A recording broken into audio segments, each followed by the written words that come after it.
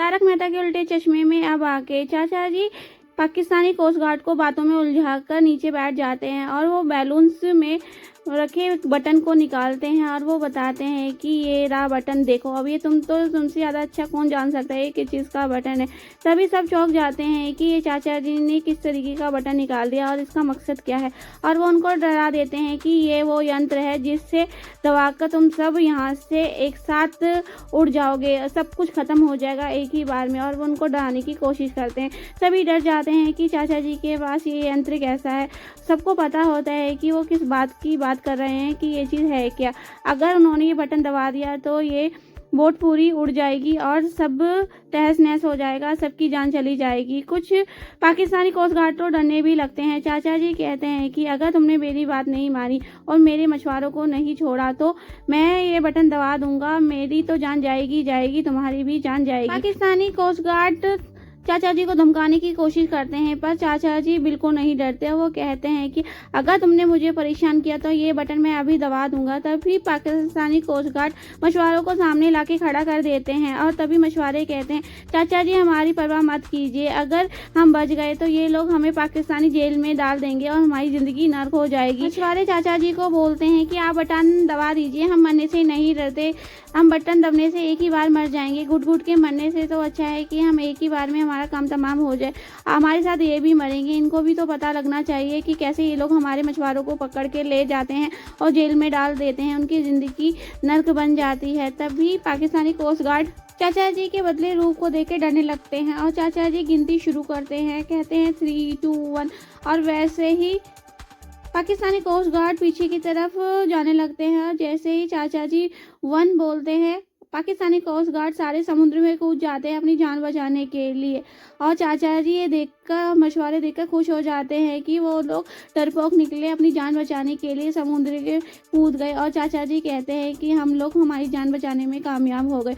और वो खुशी मनाने लगते हैं कि चलो चलो, जिसको जल्दी से नाव चलाने आती है वो फटाफट से बोट चलाओ और हमें हिंदुस्तान की सीमा तक ले चलो। तभी एक जना बोट चलाता है और फटाफट जल्दी से जल्दी भारत की सीमा में पहुंचने की कोशिश करता है। सभी मछुआरे चाचा जी का शुक्रिया अदा करते हैं कि आपने हमारी जान बचा ली, आप हिंदुस्तानी जासूस हैं और हमें बचाने आए हैं क्या। तभी चाचा जी बताते हैं कि नहीं, मैं भी आप लोगों की तरह एक आम इंसान हूँ, एक भारतीय नागरिक हूँ।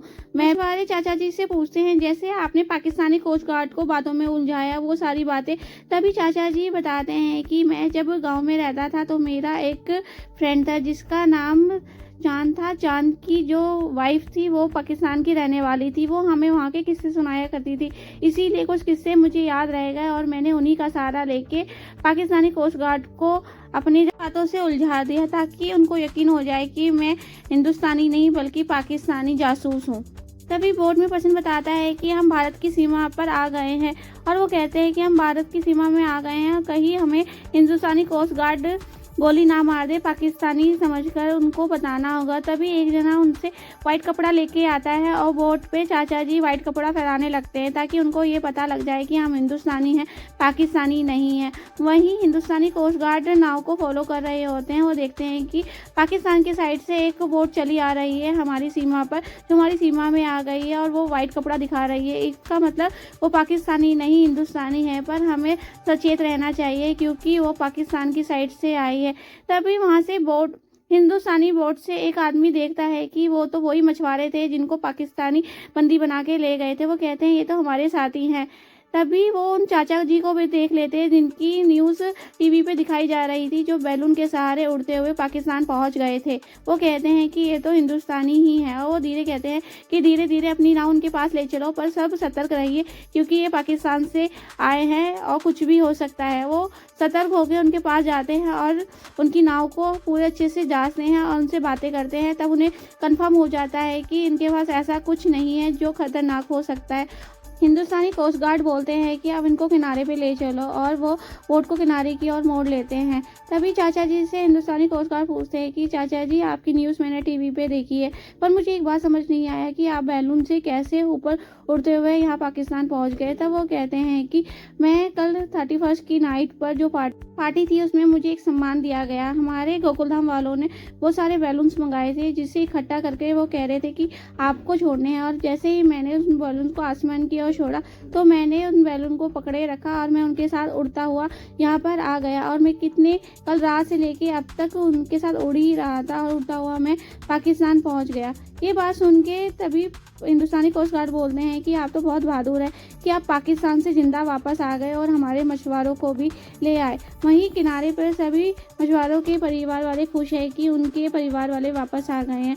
सब चाचा जी का स्वागत करते हैं, उनका मान सम्मान करते हैं, उनको माला पहनाते हैं और खुश हैं कि चाचा जी की वजह से उनके बच्चों की जान बच गई। और कहते हैं कि हमारे मछुआरे परिवार वाले आपका बहुत बहुत स्वागत करते हैं और धन्यवाद करते हैं।